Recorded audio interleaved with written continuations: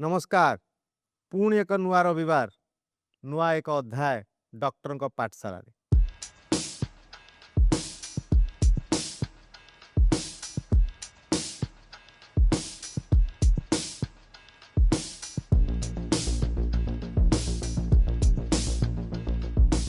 Heart आमर एपरी एक अंग बा हृदय एपरी एक अंग जी 365 दिन 24 घंटा प्रत्येक मुहूर्त रे काम कर चलछि। आज ये अध्याय रे आमे चर्चा करिबा हार्ट रो कौन कौन प्रोब्लेम होई पारे, को जिनस हार्ट को प्रोब्लेम दउछि एवं ताठू जदि निजर हार्ट को सुरक्षित रक्षा को आमे चाहूचे बा निज शरीर को सुस्थ रखिबा पई चाहूचे कौन कौन करिबा दरकार। ए समस्त प्रश्न आपण मानक पई आज ये अध्याय रखिबे आईएमएस सम हॉस्पिटल रो छात्र छात्री बृंद जे एठी अछंती एवं तार उत्तर देबे प्रोफेसर नायक। आसंतु स्वागत करिबा कार्डियोलॉजी प्रोफेसर डॉक्टर ज्ञानरंजन नायक को।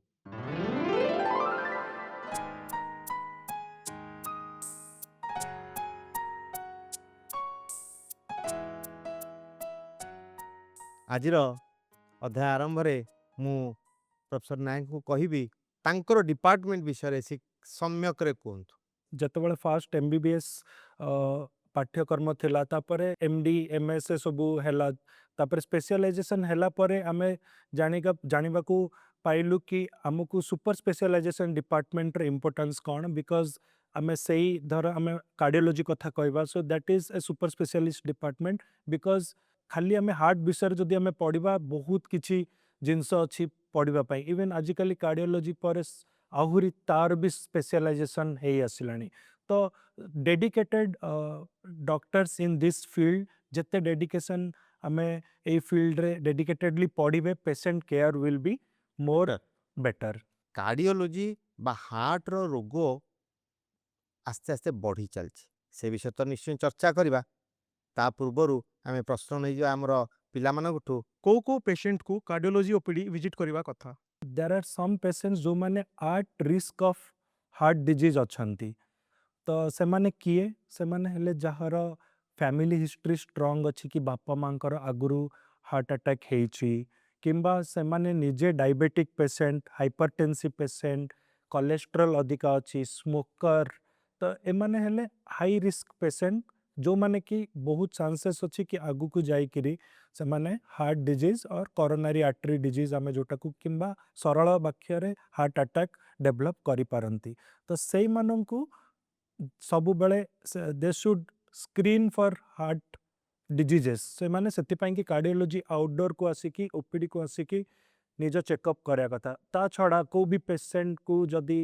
किछि चेस्ट और हार्ट रिलेटेड सिम्पटम्स कौन है पारे धर चेस्ट पेन हैला से चाली जाउची किछि बाट तापर चेस्ट पेन होची किंबा धइसई होची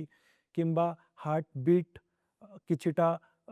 इरेगुलर होची बढ़ुची कि कमुची तो से सब जिनस जाको आम आरिदिमिया कहू से सब जिनस जदि हैला देह हाथ फुली गला धइसई हैला ताको आम हार्ट फेलियर कहू यही सब जिनस जेतेबेले गोटे कॉमन सिम्पटम आसे गोटे पेशेंट रो से कार्डियोलॉजी ओपीडी विजिट करबा उचित। गोटे बयस परे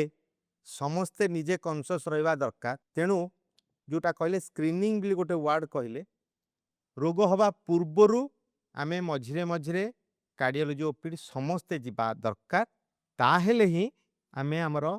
हृदय को बा हार्ट को सुरक्षित रखि परबा। Why is the incidence of heart diseases rising in younger population and what can we do to manage it? It's a very pertinent question in this era because we are seeing the incidence of heart diseases are sharply rising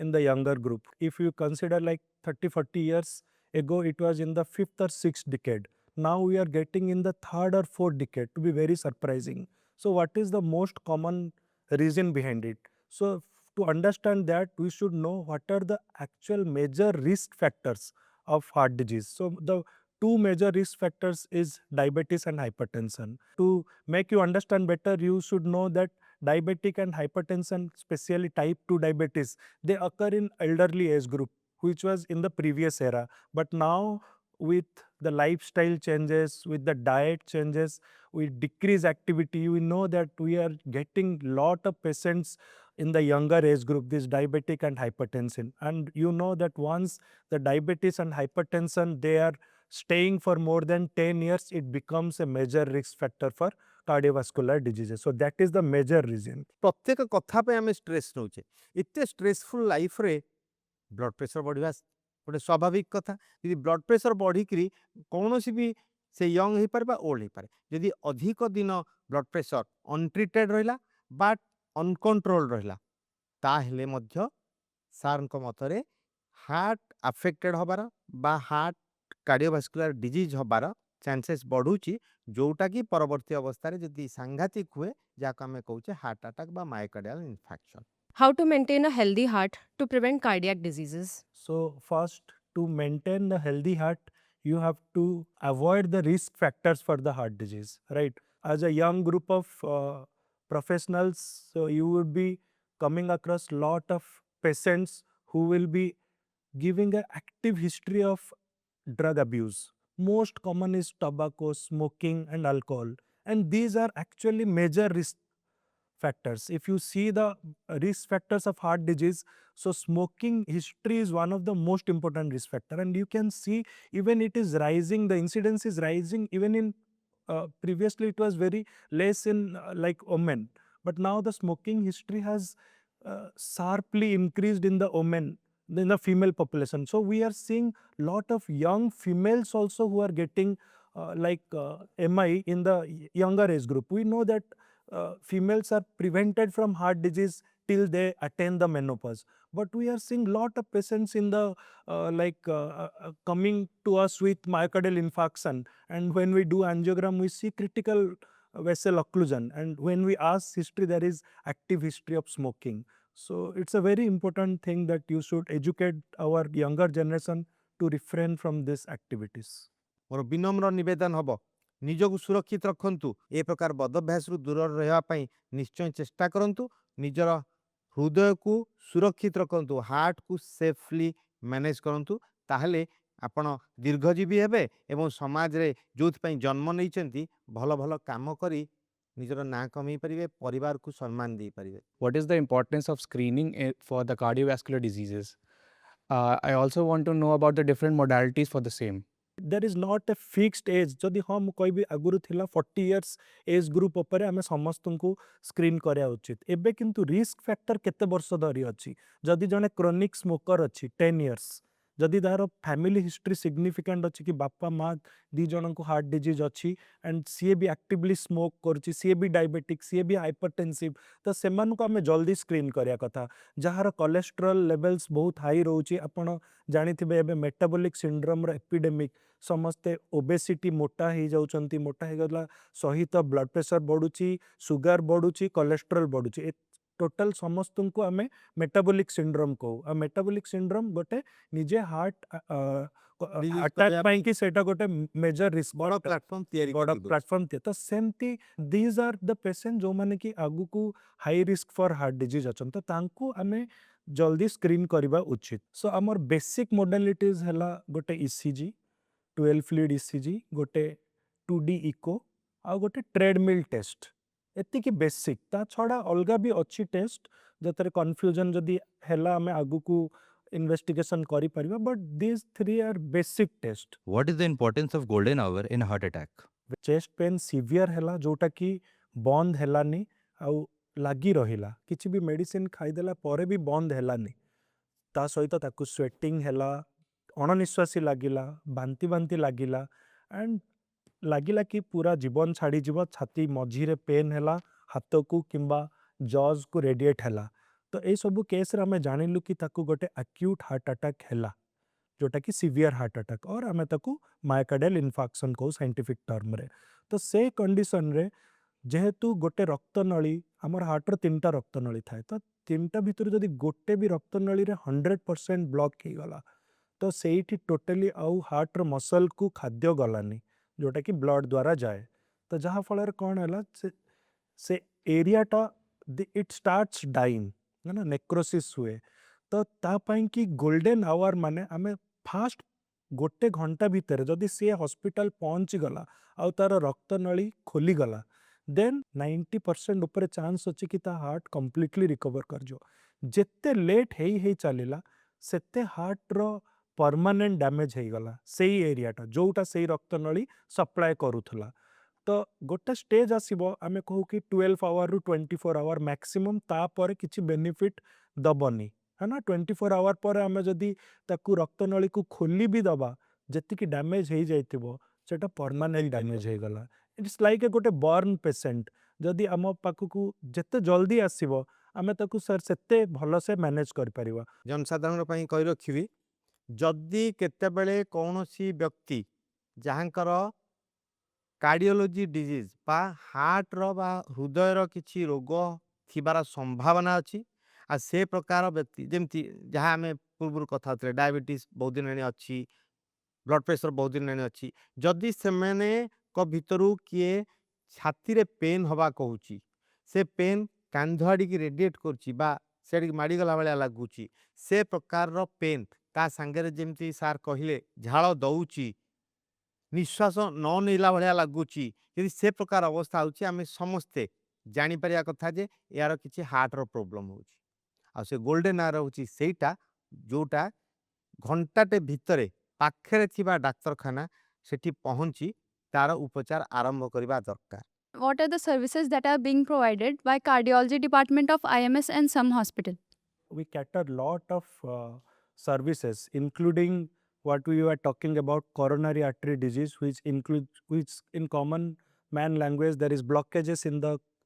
blood vessels of the heart mostly the coronary artery so we can put a stent we can do coronary artery bypass or the open heart surgery and we also deal with arrhythmias it can be bradyarrhythmia it can be tachyarrhythmia where the heart rate is very low we put a pacemaker if the heart rate very high we do radio frequency ablation and electrophysiology study we also provide treatment of heart failure the chronic heart failure patients whose ejection fraction or the pumping is very less we manage with medications and if not controlled on medications we put devices like CRT or ICD we also provide congenital heart disease in pediatric age group patients in common man language there is hole in the heart and we can plug the hole without a open heart surgery which we people do or if it is extensive then we might need a bypass open heart surgery yeah मेरा सवाल ये है कि यदि किसी व्यक्ति को हृदयघात हुआ है घर पर तो वो घर पर कैसे उपचार कर सकता है इससे पहले कि वो अस्पताल में जाए हमें पहले ये डिफरेंशिएट करना ज़रूरी है कि वो हार्ट के वजह से हो रहा है क्या और किसी कारण के वजह से हो रहा है राइट दो ही चीज़ हो सकता है जो चेस्ट पेन होता है वो सीरियस चेस्ट पेन हम किसको बोलेंगे कोई एक आदमी जो पहले 1 किलोमीटर चल पाता था उसको 1 किलोमीटर चलने के बाद अभी कुछ दिनों से वो 500 मीटर चल रहा है और उसको सीने में दर्द के कारण उसको रुकना पड़ रहा है ऐसा अगर वो हिस्ट्री दे रहा है और मान लो अभी कुछ दिनों से वो 100 मीटर भी चल पा रहा है तो उसको सीने में दर्द हो रहा है और उसको रुकना पड़ रहा है उसको सांस भी फूल रहा है तो इसका मतलब है हार्ट के जो कोरोनरी आर्टरी जो ब्लड वेसल्स है उसमें ब्लॉकेजेस हो रहे हैं और वो ब्लॉकेजेस जब बढ़ के 70 80 90 जब 100 हो जाता है तो फिर टोटल ब्लड सप्लाई बंद हो जाता है तो उसको हम लोग मेजर हार्ट अटैक कहते हैं वो किस तरीके का पेन है उसको हम एंजाइना पेक्टोरिस बोलते हैं साइंटिफिक वर्ड है तो उसका मतलब ये है कि हमारा जो पेन होता है बीचों बीच होता है ना और एक पॉइंट पे नहीं होता है वो पूरा डिफ्यूज पेन होता है पूरे सीने में जो कि स्पेशली बीचों बीच स्टर्नम जब बोलते हैं हम लोग ये जो बीच की हड्डी है उसके पीछे से होता है पूरा चारों ओर होता है और वो कोई से हाथ को भी जा सकता है बायां हाथ या दायां हाथ कहीं पे भी जा सकता है वो जबड़े तक भी जा सकता है जॉस तक भी जा सकता है या अम्बिलिकस तक भी जा सकता है और स्पेसिफिकली पेन के साथ उसको स्वेटिंग भी हो सकता है यानी कि पसीना आ सकता है और सांस भी फूल सकती है कुछ लोगों में जैसे कि अगर मान लो फीमेल है एल्डरली है डायबिटिक है उनके पेन नर्व्स वीक हो जाते हैं तो उनको पेन नहीं होता है इसको हम एटिपिकल एंजाइना बोलते हैं इसका मतलब ये नहीं है कि उसको हार्ट अटैक नहीं है। उसको ऐसे भी हो सकता है, कोई बोलेगा कि खाली मुझे सीने में दर्द नहीं हो रहा लेकिन अचानक से सांस फूलने लगा। तो ये सब हार्ट अटैक के सिम्पटम्स है। उसके क्लोज जो मतलब रिलेटिव मैं बोलूँगा, क्योंकि they behave as sister symptoms, जो कि गैस्ट्राइटिस का पेन होता है। तो बहुत बार वो बोलेगा कि मुझे खाने के बाद गैस जैसा लगता है, और क्योंकि हमारा एसिड सिक्रेशन होता है इसी एरिया में, तो एपिगैस्ट्रियम से अगर रिफ्लक्स होता है तो वो पेन हमारा सीने में होता है। बट वो पेन आपके चलने में बढ़ेगा नहीं। सबसे इम्पोर्टेंट है कि अगर मैं काम कर रहा हूँ, अगर आप उसको हिस्ट्री पूछो कि आप चलने में आपको पेन हो रहा है क्या, वो बोलेगा नहीं, ऐसा तो नहीं होता है। लेकिन अगर मैं खाली पेट बहुत देर रहता हूँ, या अगर पेन होता है और खाना खाने के बाद सही हो जाता है, तो वो एसिडिटी का पेन है, राइट। अगर वो बहुत ज़्यादा मसालेदार खाना खा रहा है, ऐसा अगर मिर्ची ज़्यादा खा रहा है, या रिफ्लक्स एसोफेजाइटिस बोलते हैं, ऐसे GERD होता है, तो ऐसे में पेन वहीं सीने में होगा, लेकिन वो हार्ट के पेन से अलग होता है। अगर कोई भी पेन हो रहा है, it should be treated as an emergency. उसको डॉक्टर के पास जाना है, ये डॉक्टर का काम है, वो डिसाइड करेगा कि वो पेन कार्डियक है कि नॉन कार्डियक है, राइट। तो सारे पेन, वो भले ही गैस्ट्राइटिस का पेन अचानक से होने लगा, पेशेंट को पहुंच जाना चाहिए। कोई भी डॉक्टर, फिजिशियन के पास भले ही पहुंच जाए, वो एक ECG करके देख लेगा कि सही में अटैक तो नहीं है। If a person has suffered a cardiac event in the past, what are the steps he or she may take to prevent its recurrence? It's a very important question, because if one patient has a previous history of major heart attack, whether he is being managed on medication, or he has had some intervention like stenting or CABG, open heart surgery, so it is a general rule that the patient first should take medications properly. ଏଇଠି sir ସବୁଠୁ ଅଧିକା ଭୁଲ ହୁଏ କି patient medicines ଦିଆଯାଉଥିବ, ଆଉ ସେମାନେ କିଛି ଦିନ ନେବେ, ତାଙ୍କୁ ଭଲ ଲାଗିବ, ଆଉ ସେମାନେ ଛାଡ଼ିଦେବେ। So chances of second attack will be more very much increased. Second ଜିନିଷ କ'ଣ, ଆଚ୍ଛା ସେ ଆଗରୁ ଡାଇବେଟିସ୍ ଥିଲା, ବ୍ଲଡ଼ ପ୍ରେସର ଥିଲା, ହାର୍ଟ ଆଟାକ୍ ହେଲା, ଆପଣ ତାକୁ ଟ୍ରିଟ୍ କଲେ,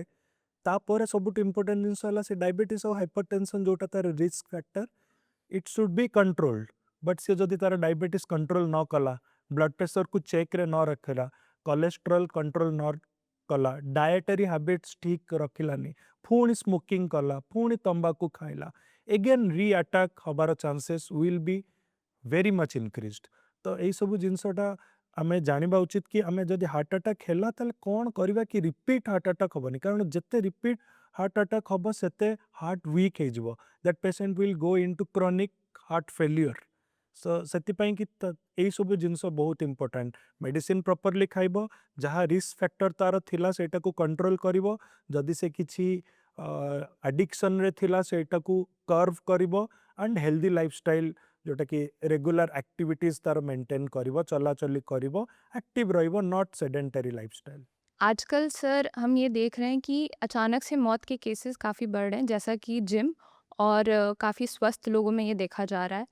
सर ऐसा किस किस स्थिति में होता है, और ऐसा ना हो इसके लिए हम क्या कर सकते हैं? बहुत ही पर्टिनेंट क्वेश्चन है आजकल के टाइम में, बिकॉज हम लोग बहुत बार देख रहे हैं अभी कि एक फेमस सिंगर थे के, जिनका कॉन्सर्ट करते समय ही उनका डेथ हुआ। बहुत सारे एथलीट्स है, फुटबॉल प्लेयर्स है, इवन बास्केटबॉल प्लेयर्स है, जिम जाने के टाइम पे सडन कार्डियक डेथ होता है ना। तो बहुत एक्टर भी एबे बहुत एक्टर है, हेलानी, एग्जैक्टली। जो माने पूरा हेल्थ हाँ, कॉन्शियस, हाँ, रेगुलर एक्सरसाइज Regular करी घरे जिम रखिचंती, तांकर हार्ट अटैक होची, बड़ दुख कथा। तेणु ता विषय पूरा पब्लिक की भले टिके बुझेई दियो। सो फर्स्ट थिंग है कि आपण जतबले भी जिम जाउचंती कि भिगरस एक्सरसाइज करूचंती,